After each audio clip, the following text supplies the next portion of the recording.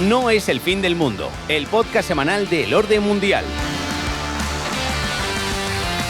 Muy buenas tardes, gracias por venir. Es una maravilla ver la sala completamente llena de aquí de Casa América, o sea que es algo fantástico. Como ya han anunciado, vamos a tener una entrevista en este podcast. Es un episodio un poco especial, porque además del sitio y del invitado, pues no solemos hacer entrevistas en este podcast, pero bueno, creo que es una excepción que merece la pena, y más con la cantidad de acontecimientos que ocurren en el mundo.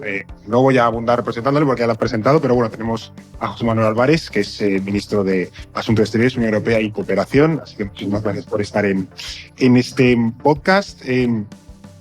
Lo primero es que estamos en Estación Podcast, que es, además de un festival de podcast iberoamericano, creo que es interesante. ¿Usted es de podcast, señor ministro?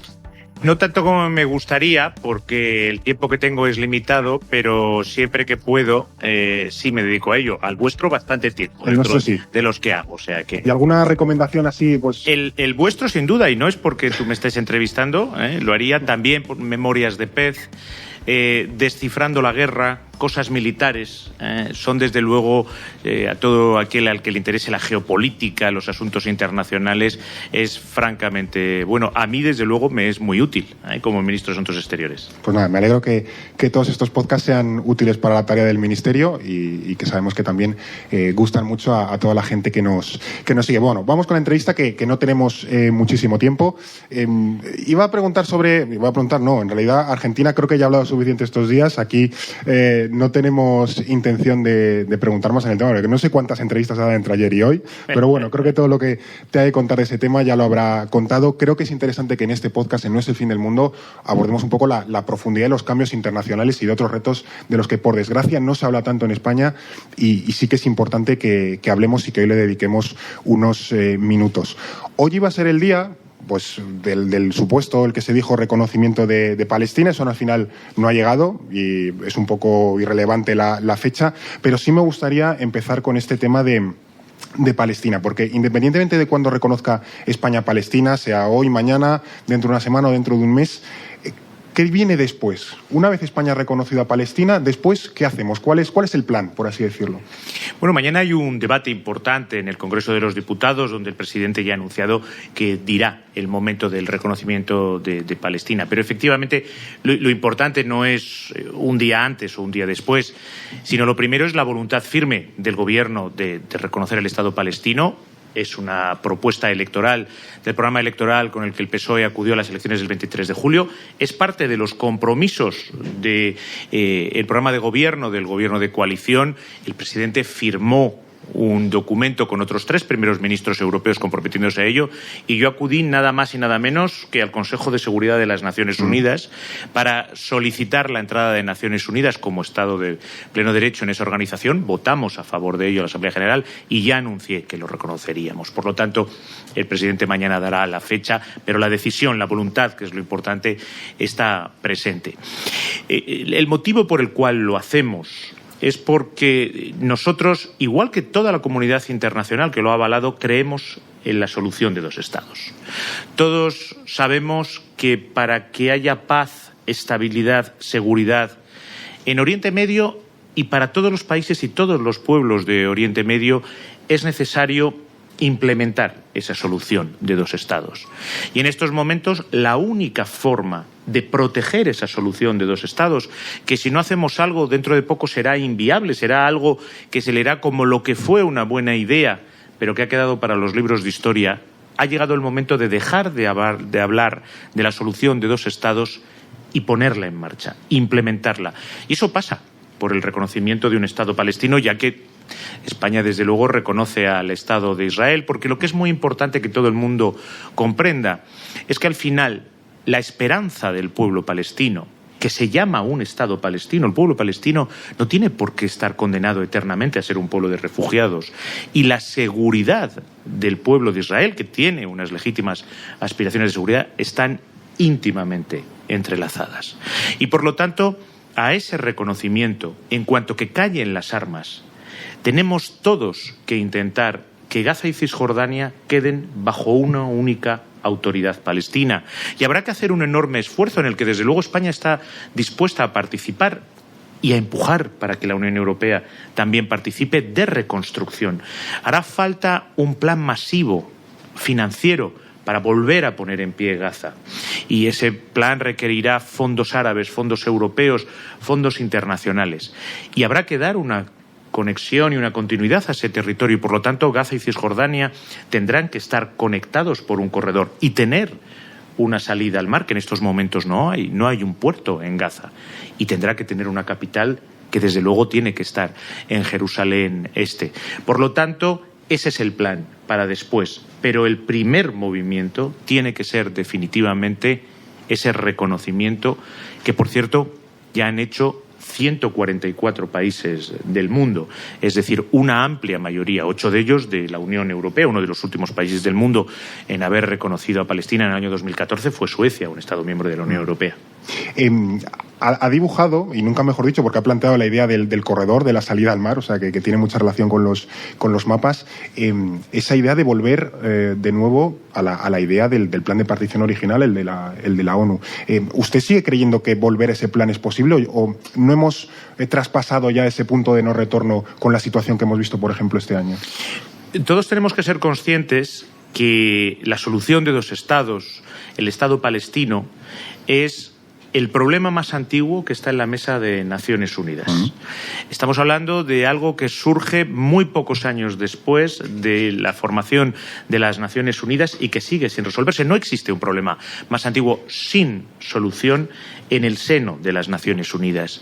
Y desde luego, poco a poco, aquello que toda la comunidad internacional avala y que todos sabemos que es la fórmula correcta, para dejar de lado a los extremistas, aquellos que no son socios para la paz en uno y en otro lado, que traerá prosperidad, que dará estabilidad, que es al final dos estados, el Estado palestino y el Estado de Israel, que viven y coexisten juntos en paz, en buena vecindad, en prosperidad. Poco a poco se va alejando. Y si no hacemos algo ya, muy pronto será una quimera. Habrá sido simplemente una buena fórmula que se leerá en los libros de historia de las relaciones internacionales, pero que nunca llegó a aplicarse. Y, por supuesto, el reconocimiento del Estado palestino tiene en cuenta también, como decía al principio, las legítimas aspiraciones de seguridad de Israel.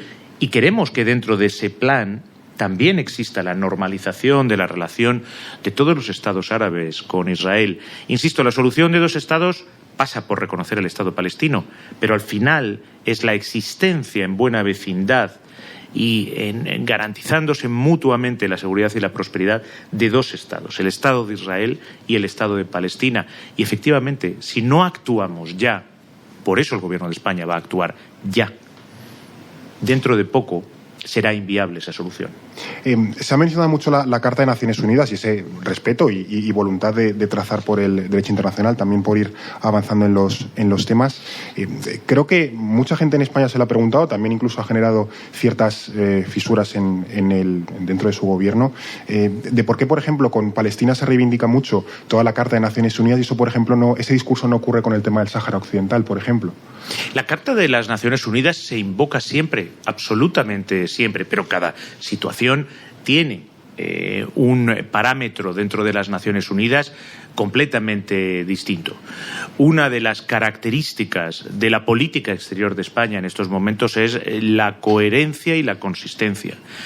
Por los mismos motivos que nosotros queremos la paz en Ucrania, queremos la paz en Gaza. Y la fórmula planteada y avalada por la comunidad internacional para Palestina y para Oriente Medio es la solución de dos estados. Y por lo tanto el Estado palestino, también el Estado de Israel. Por tanto, el reconocimiento del Estado palestino. La cuestión del Sáhara se sitúa en el seno de las Naciones Unidas junto al enviado personal del secretario general de Naciones Unidas para el Sáhara, Staffan de Mistura. Yo soy el ministro de Asuntos Exteriores, el primero del mundo que vio a Staffan de Mistura después de ser nombrado. Y soy con mucha diferencia el ministro de Asuntos Exteriores que más veces ha visto a Staffan de Mistura. Mi mensaje es público. Ha sido siempre el mismo.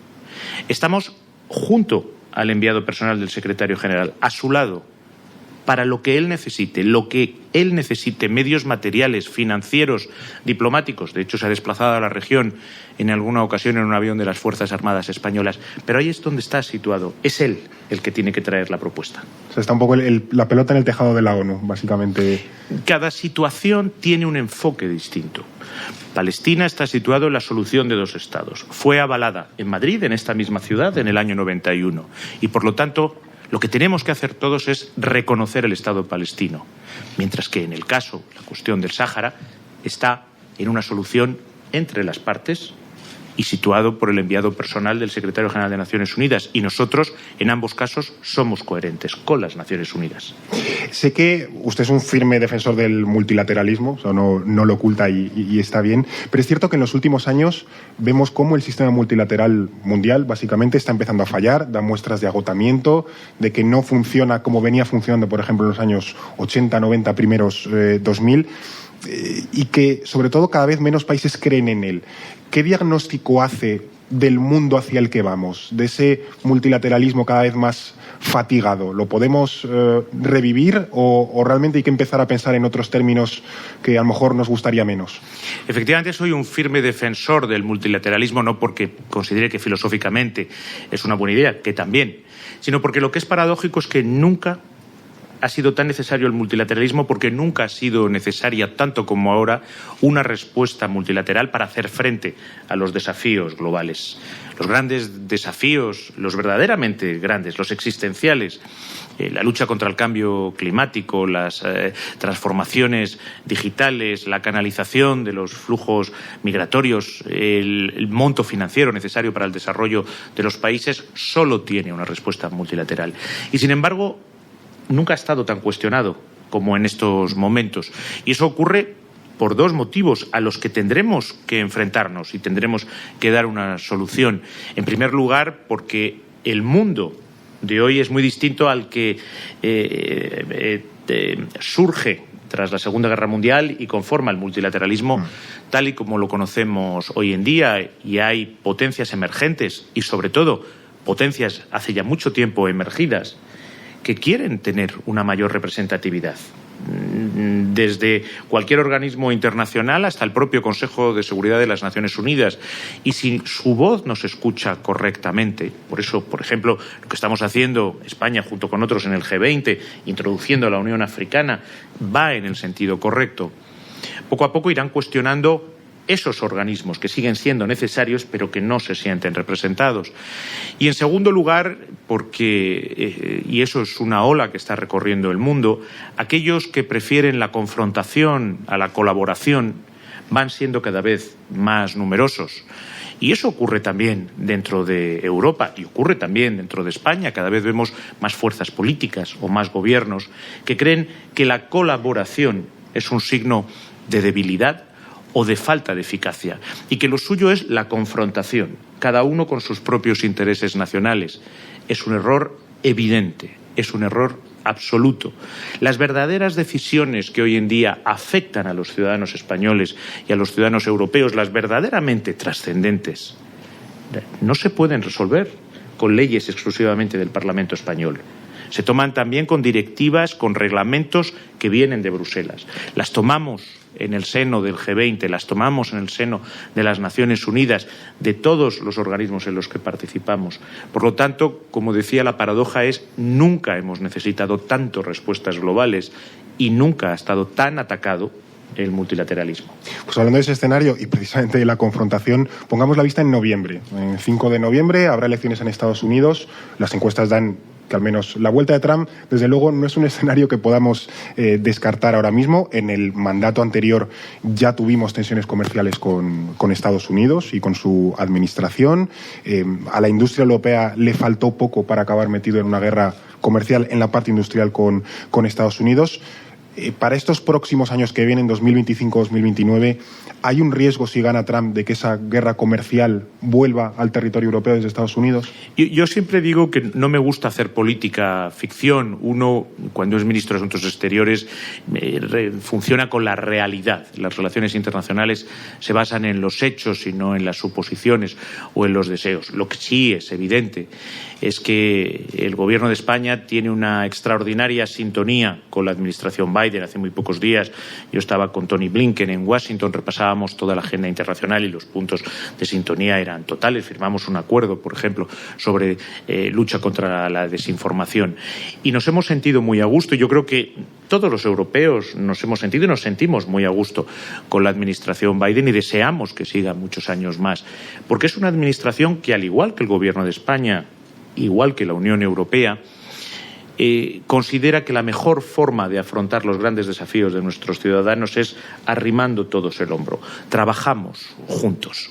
Y eso lo hemos demostrado desde la evacuación del aeropuerto de Kabul, la guerra de agresión de Rusia a Ucrania, cómo hemos atravesado la pandemia del COVID-19. Y yo siempre digo, sea a nivel europeo o sea a nivel transatlántico, si nosotros comparamos cómo nos hemos enfrentado a las dos grandes crisis de los últimos años, COVID-19 y la agresión rusa a Ucrania y el chantaje gasístico de Vladimir Putin, y lo comparamos a cómo se enfrentó el mundo y Europa a la crisis financiera, vemos que cuando estamos juntos, cuando actuamos con solidaridad, cuando mutualizamos aquellos riesgos que tenemos enfrente, atravesamos las crisis mucho más rápido, salimos de ellas antes y, sobre todo, nos dejamos mucha menos gente al borde del camino. Por lo tanto, lo que yo deseo es que al frente de los Estados Unidos haya una administración como la administración Biden, una administración que cree que juntos somos más fuertes. En este repaso un poco express que estamos haciendo de los asuntos internacionales actuales, también creo que es importante que hablemos brevemente de Ucrania. Macron ha insistido, lo volvió a decir hace unas semanas en esa larga entrevista en The Economist, de nuevo que él no descarta que se desplieguen lo que es, botas sobre el terreno, ¿no?, en Ucrania. Sé que España no es favorable a ello ahora mismo, lo ha dicho usted, lo ha dicho la ministra Robles varias veces, pero ahora con la apertura de ese segundo frente en la zona de Kharkiv, si fuese real la posibilidad de que Ucrania perdiese la guerra, ¿España estaría dispuesta al menos a plantearse, a debatir, enviar tropas de alguna manera en el marco de la Unión Europea, de la OTAN, a Ucrania, o una ayuda mucho más fuerte? No va a haber tropas españolas en Ucrania y no me consta que haya ningún Estado de la Unión Europea, por supuesto ningún Estado miembro de la OTAN, pero no tampoco de la Unión Europea, que en estos momentos esté barajando realmente esa idea. Pero desde luego no habrá tropas españolas en Ucrania. Tampoco lo pide el gobierno ucraniano.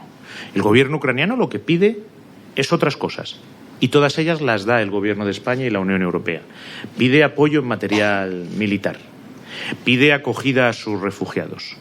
Pide ayuda económica para poder sostener en pie su país. Pide apoyo diplomático. Y por eso vamos a acudir al máximo nivel el mes que viene a la conferencia de paz en Suiza. Y lo que sí está claro es que Ucrania está en estos momentos en un momento crítico, absolutamente crítico. Y lo que se está ventilando en Ucrania es la soberanía y la integridad territorial de Ucrania, por supuesto, pero se está solventando también los principios más básicos de la Carta de las Naciones Unidas. Yo siempre explico a nuestros amigos no europeos, cuando hablo con ellos, que esto es una guerra en Europa, pero no es una guerra europea, porque es una carta contra las Naciones Unidas, porque principios tan básicos como la igualdad soberana de los Estados o la abolición de la guerra como forma de resolver conflictos entre Estados están puestos en cuestión. Y la gravedad se mide simplemente viendo qué ocurriría si se pierde esta guerra. Si Rusia pierde esta guerra, eso es lo único que pasa. Rusia ha perdido una guerra. Si Ucrania pierde esta guerra, Ucrania deja de existir. Y además, para los europeos, que tenemos un proyecto político que está basado en la paz y en la democracia y en los valores de la democracia, eso está siendo cuestionado directamente. Directamente porque la guerra ha vuelto a Europa y nosotros somos un proyecto de paz y de democracia. Y directamente porque lo que Vladimir Putin no perdona a Ucrania es que sueñe con ser uno de nosotros un día. Y desde luego ese debate se zanjó durante nuestra presidencia. Ucrania tiene ya unas conversaciones de adhesión con la Unión Europea. Y ese es un desafío enorme al que nos vamos a enfrentar. Y ese desafío a ese proyecto de paz, a ese proyecto de democracia y de valores de pluralismo, de tolerancia, de igualdad, Tenemos en estos momentos el desafío externo, que es el de Rusia, pero también el desafío interno de las fuerzas de extrema derecha y de aquellas otras fuerzas políticas que no tienen ningún escrúpulo en pactar con las fuerzas de extrema derecha y que no creen en la tolerancia, no creen en la pluralidad, no creen en la igualdad, es decir, no creen en el proyecto europeo. Y el 9 de junio, todos nosotros, todos los que estamos en esta sala, tenemos una cita muy importante para defender el proyecto europeo con nuestro voto. Solo le voy a robar un minuto más, luego nosotros nos quedaremos comentando un poco la jugada, pero en este podcast somos muy de recomendar libros, que también leer es importante, ¿no? Aunque ya haya pasado Ahora viene la Feria del Libro, o sea que no es buen momento para ir tomando ideas y en unas semanas ir ahí al retiro a por el libro. ¿Tiene usted algún libro, ensayo, novela sobre el mundo que le guste compartir, que esté leyendo ahora, que sea el que le ayuda a lo mejor a pillar el sueño por las noches, que a veces va bien? Pues acabo de terminar un libro de Yoconda Belli, que me lo regaló Un país bajo mi piel, me lo regaló encontrándome con ella y con Sergio Ramírez, que desde luego recomiendo a todo el mundo. Yo lo devoré porque es un análisis de la historia reciente de Nicaragua, es un análisis también de la lucha por la democracia y también en lo personal es la lucha y la dificultad de ser una mujer en una sociedad en la que también quiere afirmarse y quiere tener igualdad de oportunidades. Por lo tanto, lo recomiendo sin duda alguna. Además de ser una buena amiga, Yoconda. Un libro de historia de Nicaragua yo creo que es el ejemplo perfecto de las cosas que recomendamos en este podcast, o sea que agradecidos por la recomendación.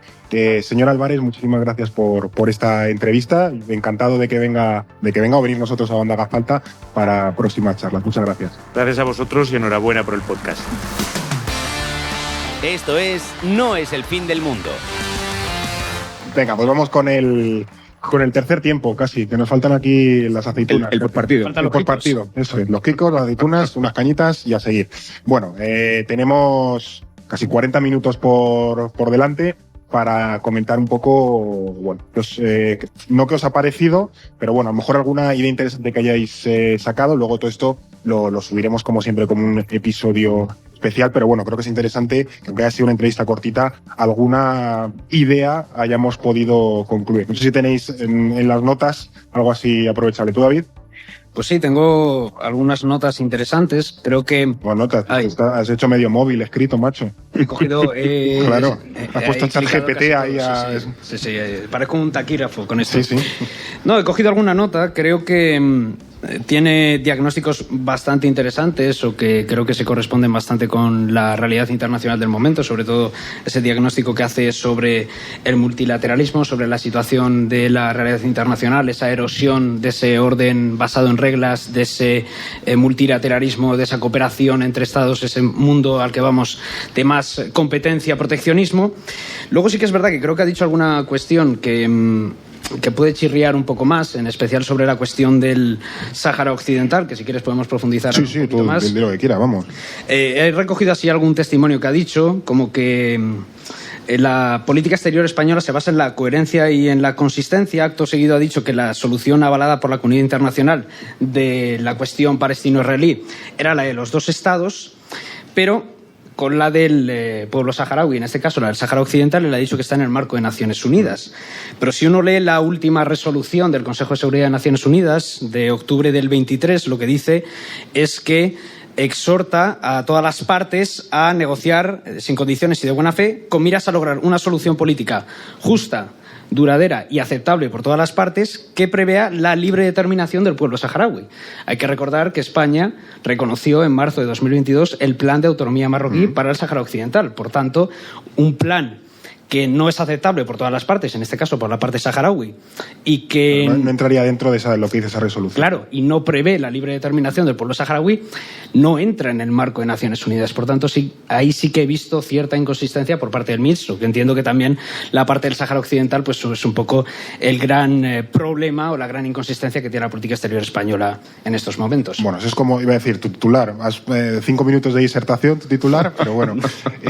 Tú, Blas, bueno, no se presentaba, evidentemente, David Gómez Gómez y Blas Moreno son compañeros nuestros del orden mundial, que les tenéis de manera habitual en el podcast. Tú, Blas, ¿qué has sacado en claro? Pues yo, por no repetirme y por adelantar también algún tema más, sabéis que soy bastante friki de Oriente Próximo y me ha gustado mucho cómo el ministro ha explicado los pasos que hay que dar de cara a una solución de dos estados verdaderamente posible, ¿no?, y realizable, que vamos a ir a reconocer a Palestina, sino que va incluso en el camino de, por ejemplo, financiar la reconstrucción de Gaza, pensar, como tú bien has destacado antes, Fer, con el ministro, el corredor terrestre entre Gaza y Cisjordania, que es un tema muy polémico porque si alguien tiene el mapa en la cabeza y si no se lo puedo explicar rápidamente, exigiría pasar por el territorio israelí. Y eso es una cosa muy delicada. Yo es que me lo he imaginado, yo he dicho, jolín, anda que no han dado problemas corredores en el mundo de a ver cómo se gestionaría eso, que creo que es una propuesta que igual el ministro ha esbozado aquí sobre la marcha, pero que no sé si se ha llegado alguna vez a diseñar en serio, ¿no? Porque es un tema muy complicado. Yo creo que en alguna propuesta de partición o de intento de arreglo sí se llegó a plantear, es decir, claro, es que al final si tienes un exclave, pues eso siempre te va a dar muchísimos problemas y tiene que estar conectado con el grueso del Estado de alguna manera. Es muy complicado que un país con dos territorios separados pueda funcionar de forma efectiva, porque evidentemente sería casi inviable, ¿no? Y también ha mencionado de forma explícita el puerto con salida al mar. Gaza, evidentemente, ya tiene salida al mar, ya tiene playa, pero no tiene un puerto viable en el que se pueda operar de forma comercial normalmente, aparte por la guerra, porque, bueno, pues ha sido destruido, ¿no? Tampoco tiene aeropuerto, un aeropuerto que de hecho se financió... Pagamos nosotros. Financió en parte con ayuda de la cooperación española hace unos años y que también fue destruido por Israel hace unos años, con lo cual Gaza no tiene ni puerto ni aeropuerto, ¿no? Y también ha mencionado de forma explícita la capital de ese nuevo Estado, de ese futuro Estado palestino, que tiene que estar en Jerusalén Este. Y eso es una cosa también muy importante, porque Jerusalén Este se supone que tiene que ser la capital de ambos países cuando esta situación llegue a darse, pero que Israel a día de hoy considera que es su capital, digamos, indivisiva, ¿no? No se puede repartir y, digamos, no renuncia a quedarse con la parte palestina de esa ciudad.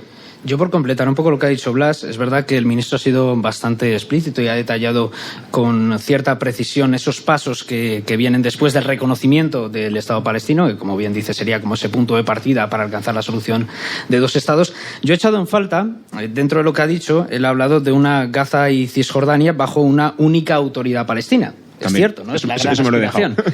Pero no mencionó qué debe haber entre medias, porque claro, para que la Autoridad Nacional Palestina vuelva a controlar la Franja de Gaza y también esa parte de Cisjordania, ¿qué va a pasar en Gaza? ¿Cuál va a ser el plan de reconstrucción a nivel político? ¿Va a haber una fuerza multilateral allí de estabilización con países árabes? ¿Cómo va a ser eso? Porque ya hemos visto también que Netanyahu ha dicho que de renunciar a la seguridad de la Franja de Gaza ni hablar. Entonces, creo que ese ha sido un poco el gran debe, quizás lo que le ha faltado explicar. O si me dejáis, voy más allá y un paso más, y es cómo va a conseguir Europa, España, Occidente en general, que ese plan teórico tan estupendo luego se lleve a la práctica, ¿no? Porque esto exige forzar a la parte fuerte del conflicto, que es Israel, evidentemente, a que renuncie a parte de sus objetivos. ¿Y qué está dispuesto a hacer España o Europa o Occidente en general para que Israel renuncie a ese objetivo, ¿no? Eso es lo que a mí me falta, tanto por parte del ministro español como también otros miembros de gobiernos de otros países con los que he podido hablar alguna vez y nunca me llegan a decir qué van a hacer para conseguirlo, ¿no? Al día siguiente, ¿cómo vamos a conseguir esto realmente? La idea que infiere un poco por debajo es que entiendo que sería el intercambio del reconocimiento de todos los países árabes que todavía no han reconocido a Israel, a cambio de que Israel permita a los países árabes entrar un poco a hacer un poco la tutela de Gaza, la reconstrucción y demás, ¿no? Que sería un poco el punto de cesión. El famoso plan de Arabia Saudí, ¿no? Eso es, que de hecho creo que también había un artículo hace no mucho en Foreign Affairs que comentaba eso. Esto lo tienen que resolver los países árabes y no tenemos que ser otra vez los europeos y los occidentales quienes volvamos aquí a hacer mejor o peor, bien o mal, toda la solución, porque al final se va a percibir como una solución occidental. Y si esto es un problema de israelíes, por supuesto, pero también del mundo árabe, deben ser ellos quienes lo solucionen o quienes al menos tengan esa voz protagonista de esa cuestión, ¿no? Pues que lo tienen que reconstruir Emiratos Árabes, Cataríes y Saudíes, pues adelante. Y será vuestro será el éxito si lo conseguís o vuestro será el fracaso si no lo lográis, pero en cualquier caso ya no será culpa o de los franceses o de los británicos o de los estadounidenses, ¿no? ¿Quieres decir algo, David? Sí, simplemente que es cierto que tiene que haber una gran implicación de los países árabes, pero también hay que mencionar que a día de hoy hay una de esas partes, que es Israel, que no tiene ningún tipo de voluntad para implementar ningún tipo de fuerza de estabilización. Entonces, teniendo en cuenta que los países occidentales, y en particular Estados Unidos, son los principales aliados de Israel, ¿cuáles son los instrumentos que tiene Occidente o que tiene la Unión Europea, Estados Unidos, para presionar a su aliado tradicional para implementar esa solución de dos estados y para que Israel acceda a dar pasos y avances hacia ese reconocimiento, esa materialización del Estado palestino. Es eso lo que quizás sí que ha echado más en falta. Claro, porque de hecho los tiene. Hay instrumentos que se pueden utilizar. Por ejemplo, Estados Unidos ya lo ha hecho antes y lo podría volver a hacer, recortar, ¿no? O poner, digamos, en cuestión la venta de armas a Israel, por ejemplo, ¿no? Sí, claro. O también revisar el acuerdo que tenemos comercial con Israel por parte de la Unión Europea para que si efectivamente se violan derechos humanos en Israel o en Palestina, pues que ese acuerdo se pueda revisar, ¿no? Es decir, hay mecanismos. El problema es que falta quizá voluntad política. Y yo sí que creo que en la medida en que Israel se sostiene militarmente y económicamente, en parte gracias a la ayuda de Occidente sí que tiene que jugar un papel, aunque sea secundario en esa negociación, porque van a ser la palanca que presione a Israel a negociar, ¿no? En cualquier caso. Aunque no sea agradable para los países europeos. No, claro que no. Al final, es un tema incómodo, evidentemente. Sí, totalmente.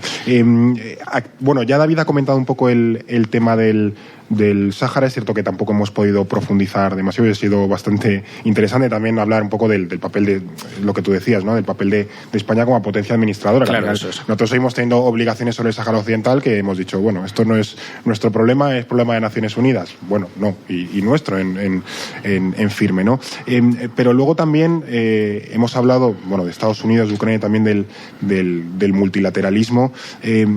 No sé hasta qué punto pensáis que ese diagnóstico que ha planteado de la necesidad del multilateralismo, aunque esté un poco herido, si la Unión Europea y España en particular estamos bien preparados para ese nuevo mundo o bien adaptados. No sé, tú, David.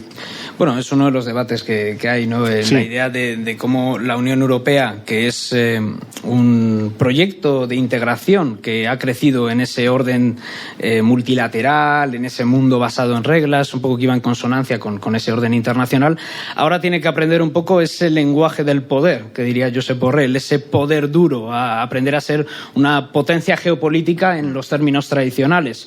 Ese es el gran debate. Yo creo que realmente la Unión Europea ha hecho avances en este tiempo, ha demostrado que tiene una capacidad de resiliencia mucho mayor de la que a lo mejor se podía plantear. Por ejemplo, creo que pocos daban un duro por la Unión Europea durante la crisis energética. Pensábamos que íbamos a pasar frío. En 2019, cuando salió elegida von der Leyen como presidenta de la Comisión Europea, nadie daba un duro por ella y ha tenido que gestionarse una pandemia entera. Yo creo que ella pensó... Sí.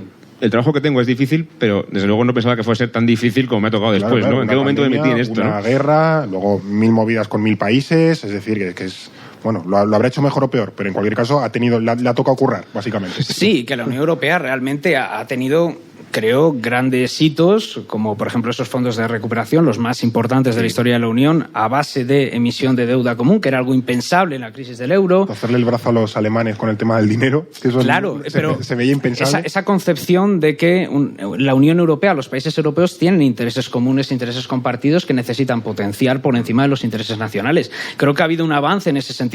Evidentemente, a la Unión Europea le quedan muchos pasos por dependencias externas que todavía tiene que solucionar, sobre todo en el ámbito militar y en el ámbito comercial con China, en el militar particularmente con Estados Unidos. También el tema de homogeneizar esas políticas nacionales, hablar del tema de la ampliación, que es un tema que ha vuelto, pero que claro, a lo mismo requiere también una serie de reformas internas a nivel de toma de decisiones, si eliminas la unanimidad, si tienes que meter mayorías cualificadas para tomar decisiones. O sea, hay como muchas cosas en las que la Unión Europea tiene que profundizar, pero sí que creo que en este tiempo la Unión Europea ha empezado a ser consciente de que tiene que avanzar hacia un enfoque de más integración, véase en el mercado común, en sectores estratégicos, en lo que sea, y a un enfoque de más intereses colectivos por encima de los individuales. La silla de la ropa se la ha hecho ya demasiado grande y dice, uff, pero bueno, pero hay que planchar todo esto. Pero hay que empezar. Hay que empezar a quitársela. Sí, claro. Y creo que la Unión Europea ha empezado a quitarse esa ropa que tiene ahí, que es mucha, pero ha empezado la tarea. Pero también es cierto que al empezar a quitar la ropa, por seguir con la metáfora esta que se ha sacado de la manga Fernando, no sé muy bien cómo, también se ven las costuras, ¿no? Y sigo con la metáfora de ropa, no sé por qué. Y es que, claro, cuando tú quieres al mismo tiempo ser un gigante geopolítico, ser un gigante económico con el mercado abierto, tener relaciones buenas con todo el mundo, pero marcar también las líneas rojas con tus adversarios internacionales, llega un momento que no puedes hacerlo todo a la vez. Y un ejemplo de esto, por ejemplo, es la dependencia que tenemos de China en el tema de la transición verde. Le compramos a China buena parte, por ejemplo, del material que utilizamos para placas solares, incluso la propia placa solar ya terminada se la compramos a China. y eso nos pone en sus manos a la hora de depender de ellos para hacer una transición verde rápida, ¿no? Está genial hacerlo rápido, pero claro, te pone en manos de un país con el que como mínimo tienes alguna fricción comercial y desde luego también muchas diferencias políticas. Y después de ver el ejemplo de lo que pasó con Rusia con el gas, no queremos depender al 100% de otro país, sobre todo si es un país de ese calibre, digamos, para un tema tan crucial como la transición verde. Entonces, ¿qué hacemos? ¿Aplazamos la transición verde para construir aquí las fábricas de placas solares en Europa a costa de hacerlo con más dinero, que sea más caro y además durante mucho más tiempo, mucho más tarde, para ser independientes de China? ¿O preferimos depender de China para hacerlo más rápido? Y es un debate difícil que hay que tener, ¿no? Igual también, por ejemplo, con cosas como la sensación de incongruencia que surge cuando tienes alianzas estratégicas con países como Azerbaiyán, por ejemplo, que es un país tan dictatorial y tan represivo como lo es Rusia, pero con el que sí nos llevamos bien porque no tiene un problema gordo. Bueno, sí lo tiene en realidad, lo tiene con Armenia, ¿no? Pero no nos causa tanta incomodidad como el caso de Rusia con Ucrania y nos vende gas. Entonces, bueno, pues ya que no podemos llevarnos bien con Rusia, lo hacemos con Azerbaiyán, ¿no? Y ahí empieza a haber cosas que bueno, pues evidentemente cuando te metes en un mundo tan complejo, pues la Unión Europea tiene que también que asumir esa complejidad y esa incongruencia, ¿no? De vez en cuando. Claro, hay que recordar, por poner un poco en contexto, que la Unión Europea firmó un acuerdo para duplicar el suministro de gas en julio de 2022, meses después del inicio de la invasión rusa de Ucrania, con Azerbaiyán. Entonces, es un poco, vale, te intentas alejar de ese régimen autoritario, autocrático de Vladimir Putin, pero te estás acercando a otro que es el de Aliyev, en Azerbaiyán. Entonces, bueno. Oye, vamos a Qatar también, Arabia Saudí, buscamos apoyos en otros países del Golfo que nos vinieron muy bien para salvar ese problema, que era evidente y acuciante, pero que tampoco nos llevamos a engaño con que esos países son países democráticos y estupendos, tampoco lo son. Sí, por no hablar de esa política migratoria, la externalización de la gestión de las fronteras con Turquía y Marruecos. En definitiva, hay unas contradicciones que la Unión Europea pues tiene que gestionar, y es lo que pasa también cuando eres más geopolítico y empiezas a aprender ese lenguaje del poder duro. Por hablar... Bueno, sí, perdona. No, y una cosa más, que es un ejemplo diferente, pero que también creo que es muy interesante y nos apela mucho también en España, es el tema del Sahel, por ejemplo, ¿no? Sí, es verdad. Europa lleva muchísimas décadas siendo la potencia, sobre todo Francia, ¿no? Influyente en el Sahel, pero ha perdido peso por muchas razones y en buena medida porque otra potencia que digamos que va con menos complejos a esa región, que es Rusia, le ha ganado la tostada en Burkina Faso, en Mali, etcétera, ¿no? Apoyando en parte, por ejemplo, golpes de Estado militares. Entonces, claro, si quieres mantener el control de la región, ¿tienes que hacer como hace Rusia? ¿O prefieres...? Es un debate complejo, pero que por ahora estamos perdiendo en esa región. Y es una región estratégica para la migración y también para recursos como el uranio, ¿no? Es que, o sea, no sé si lo que tenemos que hacer en la Unión Europea es perder un poco el complejo a asumir la contradicción de sí. Somos hipócritas porque al final el mundo es complejo y no puedo hacer todo basándome en un único manual de instrucciones porque llega un punto en el que no me sirve. Porque creo que lo que muchas veces se nos afea, y con cierta razón, es que decimos una cosa y hacemos la contra, es decir, somos los mayores defensores de los derechos humanos, pero luego eso, financias a crápulas africanos sin ningún problema, o eres aquí a tope con Ucrania y tal, y luego Azerbaiyán también te lleva a cabo una guerra de agresión en el Alto Karabaj, y es como, no, bueno, contigo firmamos un acuerdo de gas porque es lo que necesitamos. Claro. Y yo entendería ese argumento desde el punto de vista del pragmatismo, pero no me vendas lo otro mientras tanto, no me vendas a la vez que eres el mayor defensor de derechos humanos. Entonces a lo mejor hay que abandonar, o hay que o bien dejar de ser tan pragmáticos y abocarnos al idealismo, o dejar de vender tanto la moto del idealismo. Porque además, Fer, es una cosa que ha dicho también el ministro que me ha interesado, y es que él decía, cuando hablo con mis aliados no europeos, intento convencerles de que la guerra de Ucrania no es una guerra europea, es una guerra que se produce en Europa, pero que no es europea, es una guerra que apela a todo el mundo. Y yo estoy de acuerdo con esa sensación, pero lo cierto es que fuera de Europa no se ve así. En el sur global, en los países no europeos, la sensación que tienen es, esto es una guerra europea entre europeos, que además nos ha provocado problemas económicos a todo el resto del mundo, subidas de precio, por ejemplo, del petróleo, o de los primas, de los cereales, sí. Fertilizantes, alimentos, etcétera, y no tenemos nada que ver con eso. Esto te lo dice, por ejemplo, un India, o un Brasil, o una Argentina, ¿no? Entonces, no conseguimos convencer al mundo de que esa guerra es importante para el resto del mundo también, porque nos ven como hipócritas, ¿no? Porque para Ucrania sí que nos importa mucho, pero para Israel y Gaza, por ejemplo, no tanto. Claro, y para Armenia y Azerbaiyán tampoco. En definitiva, es como que hay conflictos que son más importantes que otros, entonces es difícil seducir al sur global en ese sentido. También un poco en la línea de esos cambios internacionales que se han producido, esa desoccidentalización un poco del mundo, ese auge de potencias intermedias del que hablaba también Álvarez, uno de los diagnósticos que ha ofrecido en ese análisis del cambio de orden internacional, es la aparición de nuevas potencias intermedias, como pueden ser, por ejemplo, los países de Oriente Próximo, que entonces ya promueven un sistema de valores diferente y pueden ir variando sus posiciones geopolíticas en función de los intereses que tengan en cada ámbito. Bueno, Entonces, y de la pasta que tengan también. Que y será, de la pasta, sobre todo, será por también, dinero. el tema de la pasta. Sí, totalmente. Siguiendo también con lo que ha dicho Álvarez y con esas dificultades que tiene la Unión Europea, a veces también un poco para ser coherente con su discurso, ha hablado de la adhesión de Ucrania. El hecho, él ha presumido bastante de que se han iniciado las negociaciones de adhesión de Ucrania durante la presidencia española del Consejo de la Unión Europea. Sí.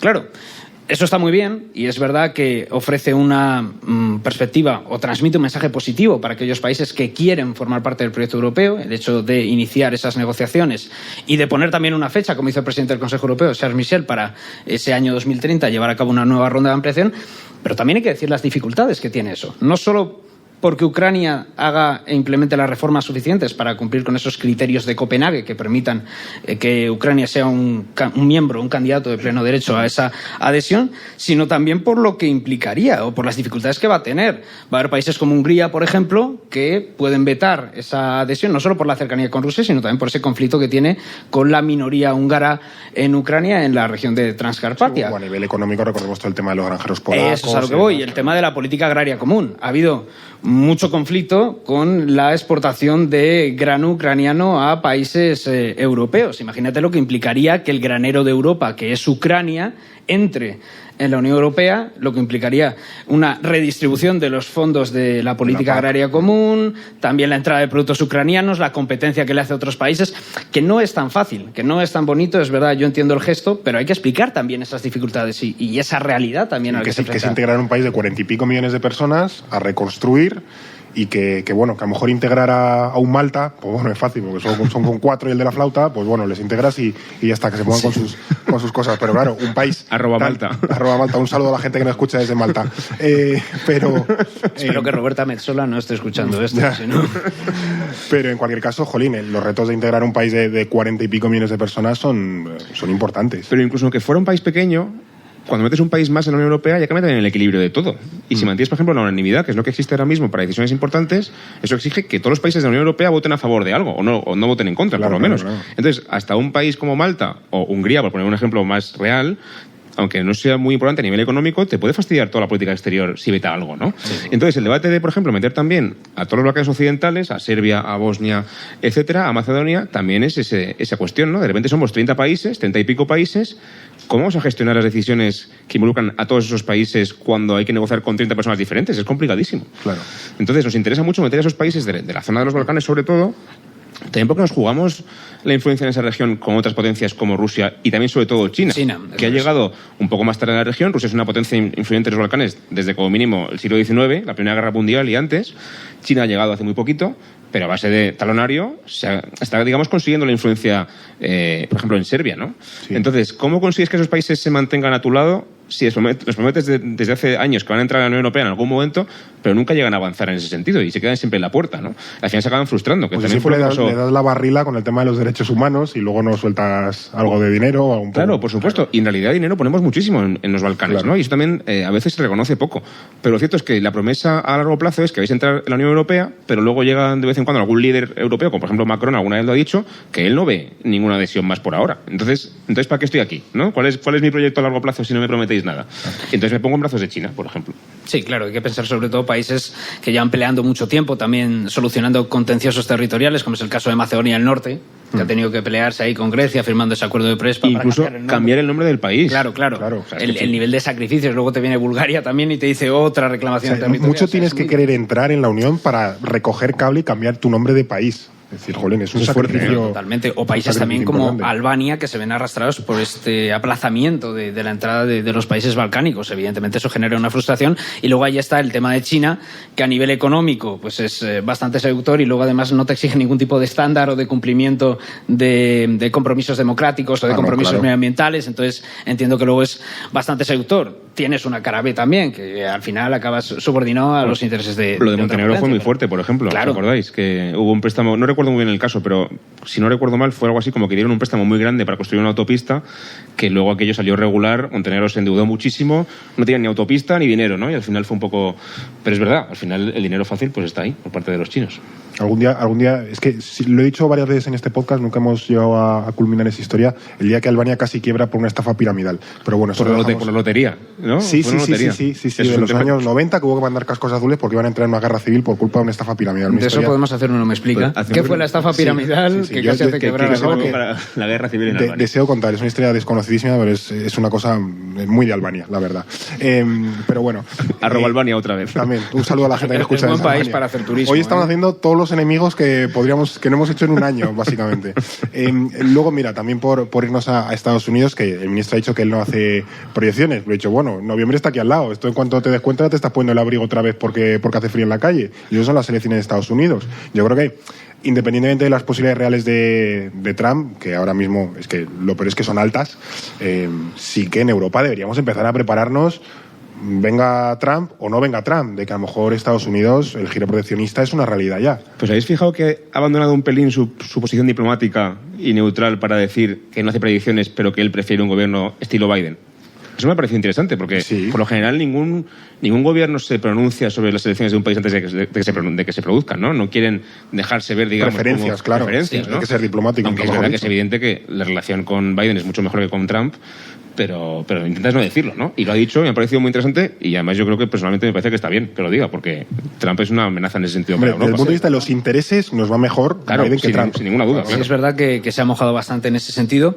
Me ha llamado la atención que ha hecho mucho énfasis en la extraordinaria sintonía, y lo ha dicho con esos términos, con la administración Biden, que es verdad que a nivel de diálogo bilateral puede ser así, pero lo cierto es que también ha habido ciertas fricciones con Estados Unidos en estos años de la administración Biden, por lo que comentábamos, porque ese giro proteccionista, venga Donald Trump o se mantenga Joe Biden, va a seguir ahí. Estados Unidos ha emprendido esa línea. Quizás la inició Donald Trump en el año 2016, ya con ese triunfo en las elecciones, pero ahí está el ejemplo de esa ley para la reducción de inflación. Biden está completamente cómodo en el pantano, en el percal que ha dejado Trump en términos comerciales. Dice, bueno, no es lo que a lo mejor a mí idealmente me gustaría, pero bueno, no está mal, puedo jugar con esto. Que es verdad que puedes negociar un poco más y puedes suavizar la postura de Estados Unidos, sí, pero te vas a encontrar con un Estados Unidos proteccionista. ¿Esté Donald Trump o esté Joe Biden? No obstante, es cierto que hay más riesgos que presenta Donald Trump, por ejemplo, en esa relación que puedes tener con China, ese dilema, ¿qué debe hacer la Unión Europea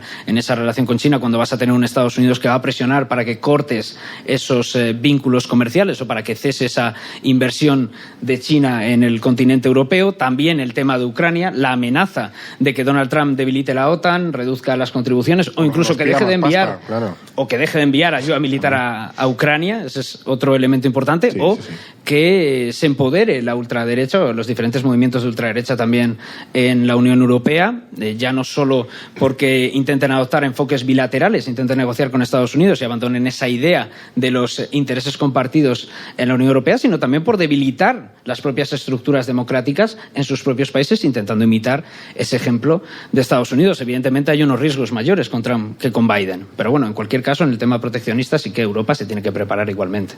Absolutamente.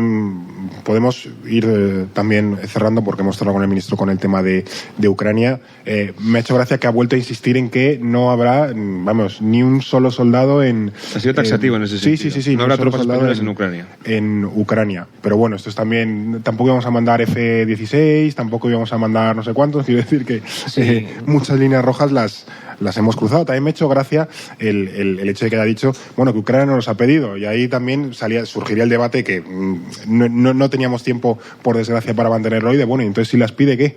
Ahí nos vemos un poco entre la espada y la pared. Sí, porque ha dicho, todo lo que el gobierno ucraniano pide, Europa y España se lo dan. Claro, entonces si te pide tropas mañana, ¿qué pasa? Claro. ¿Se lo vas a dar o no? Hay una de las dos frases que entonces va a caer en contradicción. Claro, hoy no, pero a lo mejor dentro de un año Ucrania está en una situación que dice, pues chicos, o me mandáis además de dinero, armas, o me mandáis tropas, o yo esto no lo puedo aguantar. Es cierto también que mandar tropas es un salto cualitativo muy grande. Sí. O sea, una cosa es que tú mandes armas, y es verdad que hubo mucho debate desde el principio de la guerra, como tú decías, Fer, con líneas rojas. Al principio se mandaban checos antibalas y cascos. Sí. Luego munición para armas ligeras. Munición pequeñita, no muy grande, claro. Luego blindados de transporte, y ya fuimos subiendo poco a poco, ¿no? Y ahora ya misiles, cazas, tanques, etcétera. Pero siguen siendo armas, no son tropas, ¿no?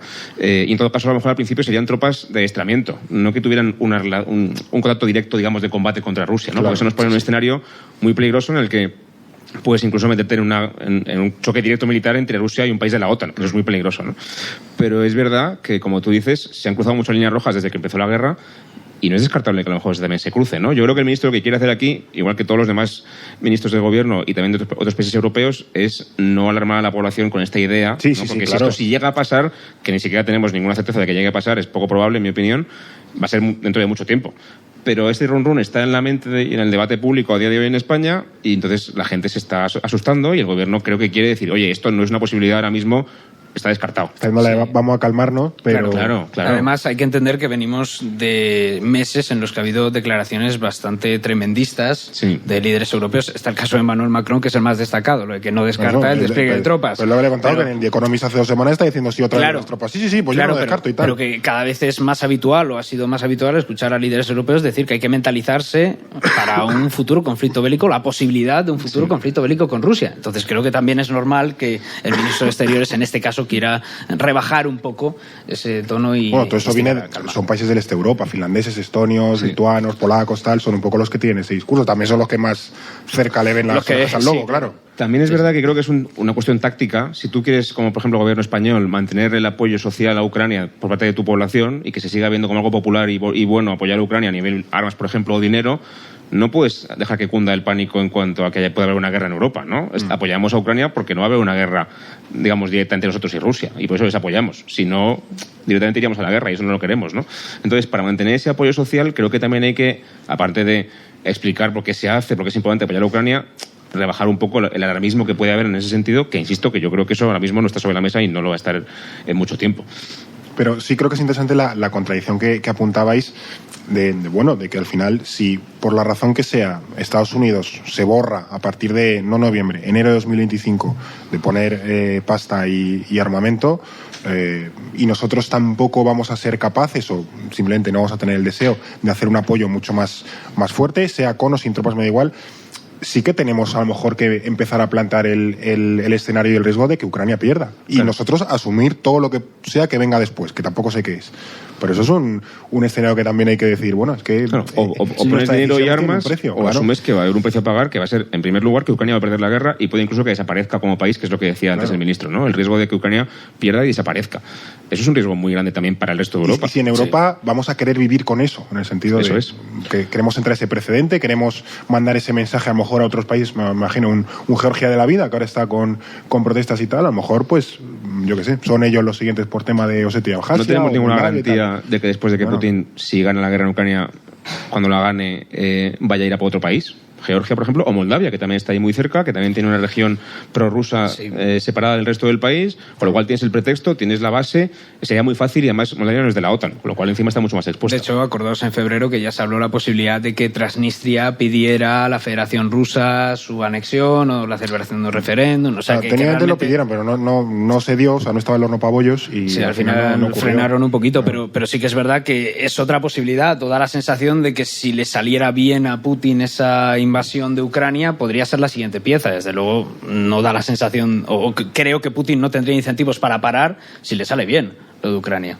No hay nada que nos invite a pensar lo contrario. O sea, en ese sentido, también un poco por ir cerrando esto, estamos en España y debemos ser conscientes de cómo nuestra propia tradición y situación geográfica y demás ve el contexto político. Es decir, yo entiendo que los países del este de Europa sean mucho más beligerantes y que tengan una posición mucho más activa para con Rusia por su propia tradición histórica, y que los que estamos en el otro extremo del continente digamos, bueno, pues esto, claro, a nosotros no nos toca tan de cerca. Igual que si a un polaco o un finlandés vamos y le hablamos de la importancia del Sahel, a lo mejor el polaco pues, se ríe en nuestra cara. Pues, claro. Y de hecho hay dificultades para convencer al resto de Europa de que el tema del Sahel es importante, ¿no? Porque dile tú a Letonia, les pilla muy lejos. Claro, que la situación en Mauritania es fundamental. Te dice el letón, mira chico, no me toques las narices. Pero sí es cierto, por ejemplo, que en los últimos años, sobre todo ahora que tenemos otra vez elecciones europeas, como el último mandato de la Comisión, hemos tenido unas protestas en Bielorrusia en el 2021, una guerra en Ucrania en el 22, una guerra con Azerbaiyán y Armenia, básicamente por el tema del Alto Karabaj, en el 23, y ahora protestas en Georgia. Y no sé hasta qué punto en España no tenemos bien calibrado todo el tema del este de Europa, de qué está pasando, qué puede implicar, porque básicamente el espacio postsoviético en los últimos 4 años, si ya estaba tocado, es que se está descomponiendo, volviendo a descomponer, es como una segunda descomposición todavía más. Es una crisis aplazada, ¿no? Claro. La crisis que se dejó sin resolver del todo bien en los 90, porque aquello fue muy acelerado y muy caótico, se quedó un poco como congelado. Se utiliza mucho este término y es un poco así. Sí. Y ahora ha vuelto a salir en buena medida porque esas tensiones seguían ahí todavía, ¿no? Y Europa quizás no se había planteado ese escenario y tampoco tenía la preparación, digamos, para responder ante esa crisis. Sí, y además ya por extenderlo incluso a Asia Central. Kirguistán, Tayikistán, es verdad que son 2 países que uno no tiene tanto en el radar, pero también han tenido tensiones fronterizas. Claro, por lo que sea, no estamos hablando todo el día hablando de Kirguistán. Claro, por lo que sea. Pero bueno, países interesantes también, sobre todo a nivel de balonmano, tienen jugadores buenos del espacio postsoviético, pero al margen de eso... Tenía que salir algún de David de deporte... Sí, bueno, lo has dejado para el final. Quedaba poco y estaba nervioso. Lo has dejado para el final, muy bien. Pero sí que es verdad, creo que esto también influye el hecho de ver cómo Rusia se está desgastando en Ucrania. El hecho de que Rusia había sido como el controlador, la potencia hegemónica en ese espacio postsoviético que garantizaba un poco esa estabilidad y esa seguridad, y en el momento en el que Rusia se involucra tanto en el frente ucraniano y se ve vulnerable, tienes países como Azerbaiyán que ven la oportunidad de intervenir en Armenia sabiendo que Rusia no se va a involucrar en la defensa de su aliado tradicional histórico, y eso empieza a generar todas esas disrupciones y esas tensiones que estamos viendo en todo ese espacio postsoviético. Sí. Aquí no hemos podido hablar, pues yo que sé, de cosas, pues eso creo que es interesante tocar temas del Sahel, incluso de China, que China es un país del que tampoco hablamos demasiado en España y que, bueno, comercialmente hablando es muy importante, también en términos de inversiones, en términos de diáspora, o sea que es un país de que hablamos menos de lo que deberíamos, pero bueno, yo creo que tanto en la entrevista como en la conversación hemos conseguido recoger un poco el diagnóstico también para darle un poco mejor contexto. Muchísimas gracias, Blas. Muchas gracias, Fer. Y muchísimas gracias, David. Nada, un placer, Fer. ¿No le han mandado un saludo a los Dusebayev, a uzbecos? No, pero venga, se lo hacemos. La selección a toda la familia de Kirguistán. sí. Y nada, muchísimas gracias a todas las personas que os habéis acercado aquí a Casa América, a escuchar la entrevista con el ministro, escucharnos a nosotros, que es un auténtico placer hacer siempre cosas en directo, es una maravilla veros las caras, que siempre que grabamos, claro, vemos una cámara que está al otro lado, vemos el fondo de la habitación, que es un poco triste, pero está muy bien ver las caras de la gente, y también gracias a la gente que nos ha estado siguiendo en directo, por supuesto a Casa América por acogernos a este festival de podcast, por poder invitarnos, y nada, que esto estará disponible en un ratillo, yo creo, para que lo podáis escuchar todas aquellas personas que no os habéis podido acercar o verlo en directo. Así que nada, un saludo como siempre y mil gracias a la gente que va al gimnasio, a la de los perros y a la que plancha, que también es muy importante. Y nada, que muchas gracias de nuevo por venir, y nos vemos y escuchamos en próximos episodios de No es el fin del mundo. No es el fin del mundo, el podcast semanal del orden mundial. Producido por The Voice Village. Dirección Eduardo Saldaña. Conducido por Fernando Arancón y guión de David Gómez y Alba Leiva. Producción ejecutiva Ricardo Villa. Diseño de sonido y sintonía original Pablo de Diego.